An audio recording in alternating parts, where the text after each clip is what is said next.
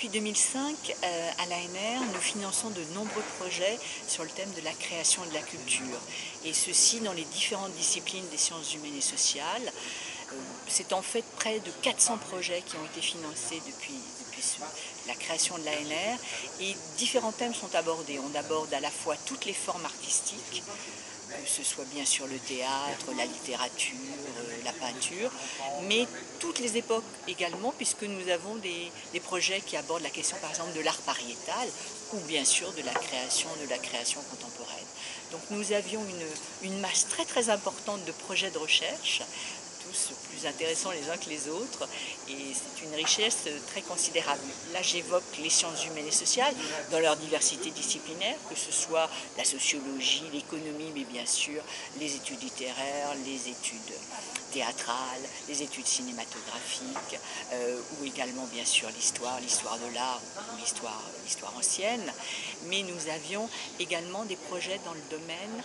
des sciences et neurosciences cognitives, et il y a tout un champ de recherche qui correspond au rôle des émotions, au lien entre les émotions, la cognition, le comportement, la perception, qui fournissent aussi des éléments tout à fait intéressants pour comprendre les multiples dimensions de la culture et de la création. Donc nous avions cette masse très importante de recherche qui était très très importante de contribuer à faire connaître, puisque c'est aussi une de nos missions. Et lors de sa prise de fonction, Olivier Py et Paul Rondin, qui ont repris la direction du festival en 2014, ont souhaité renforcer ces lieux de dialogue entre le public, les artistes, les intellectuels, les chercheurs. Donc c'est assez naturellement que nous sommes rencontrés et nous avons inventé cette manifestation des rencontres recherche et création. Je pense que déjà, un premier point, c'est que les chercheurs ont toujours une soif de partager les connaissances. Et les artistes, et en général le monde de la culture, les professionnels, sont très très en attente des connaissances scientifiques. Il y a beaucoup, que ce soit au moment de la création, il y a beaucoup d'artistes qui, soit par l'intermédiaire du livre ou par l'intermédiaire de rencontres, soit par l'intermédiaire d'écritures communes, sont en lien avec des chercheurs, et ceci dans différentes disciplines. Donc il y a déjà une très forte attente, et contrairement à d'autres secteurs dans lesquels les liens entre la recherche et je dirais le secteur de l'action, que ce soit bien sûr l'environnement, l'agriculture, le secteur de l'entreprise en général, de l'industrie, où les liens sont organisés depuis des dizaines d'années. Dans le domaine de la création de la culture, il n'y avait pas, en tout cas quand nous avons commencé en 2014, beaucoup de lieux qui permettaient cette rencontre entre la recherche et que ce soit les artistes ou les professionnels dans leurs différentes composantes. Donc il y a une vraie demande de la part du milieu, une vraie curiosité partagée. Et alors, outre effectivement pour les chercheurs la soif de partage, il y a aussi,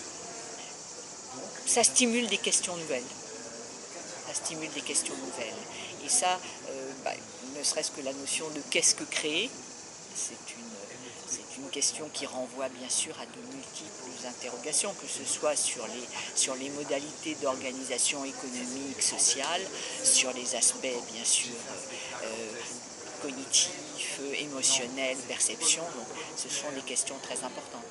Le principe des rencontres recherche et création, c'est de partir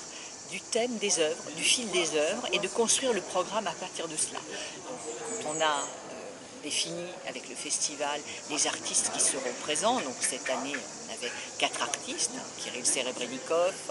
qui a présenté Le Moine Noir à la Cour d'honneur, donc c'est l'histoire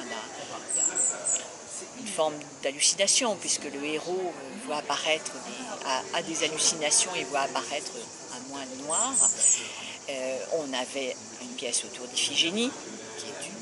qui est une manière aussi, à travers Iphigénie, c'est aussi une révolte contre l'injustice et une révolte contre l'inévitable. On avait le Nid de cendre, qui est une vaste épopée dans un monde qui est un peu déstructuré, qui est en cendres, et comment 2 héros vont essayer de réordonner le monde. Et puis il y avait la pièce d'Olivier Py, Ma jeunesse exaltée, qui est toute une aventure autour de la figure d'Arlequin, et là aussi une écriture autour